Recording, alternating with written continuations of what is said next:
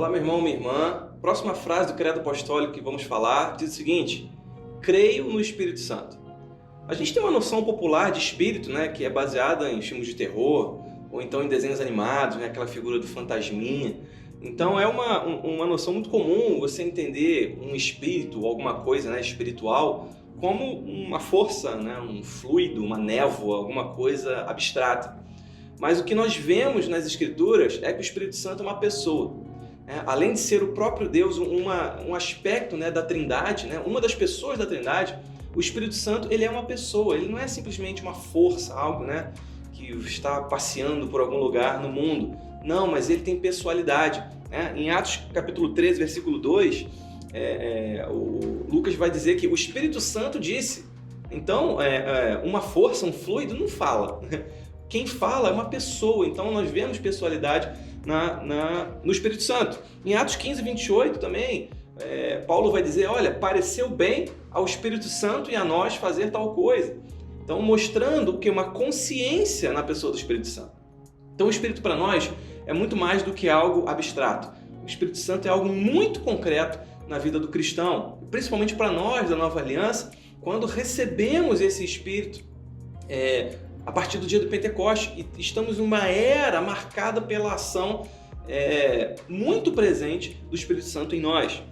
Agora, qual é a função do Espírito Santo? Que ele está presente nós sabemos, mas o que ele faz? Quais são as suas tarefas? A Bíblia vai nos dizer que o Espírito Santo ele é o Consolador. Jesus, antes de subir ao céu, ele olha, eu estou indo para o Pai, mas virá após mim um Consolador. Então o Espírito Santo ele é especialista em consolar. Além disso, o Espírito Santo é um convencedor do pecado, aquela passagem muito conhecida, que o Espírito Santo convence do pecado, da justiça e do juízo.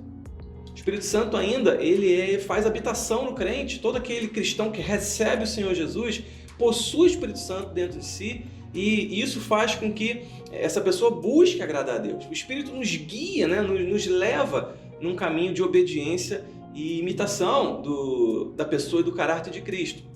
Mas eu acho que a principal função e talvez mais importante do Espírito Santo é conceder poder à igreja para testemunhar de Cristo. É isso que está escrito lá em Atos 1, versículo 8, que diz, olha, vocês receberão poder quando descer sobre vocês o Espírito Santo e serão minhas testemunhas em Jerusalém, na Judéia, em Samaria e até os confins da terra. Então a principal função do Espírito Santo à igreja é conceder poder ao cristão para testemunhar. E aí esse poder não é um poder mágico, não é um poder para a gente fazer coisas em nosso nome, não. É um poder para que a gente testemunhe do Evangelho. E isso o Espírito Santo faz muito bem. E a gente vê aí o crescimento da igreja, apesar das muitas perseguições, apesar dos muitos desvios de caráter, desvios doutrinários que encontramos ao longo da história da igreja, o Espírito Santo tem preservado a sua igreja e concedido poder para que ela continue avançando e o reino de Deus continue avançando até nós.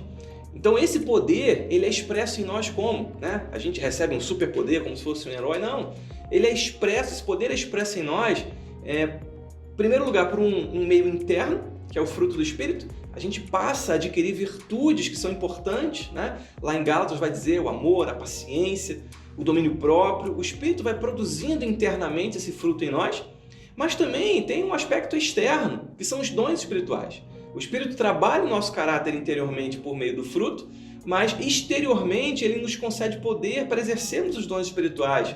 E esses dons sempre com o objetivo de edificar a igreja e de levar o reino de Deus avante. Então que a gente possa crer que o Espírito Santo é uma pessoa e que o Espírito Santo está em plena atividade na sua igreja.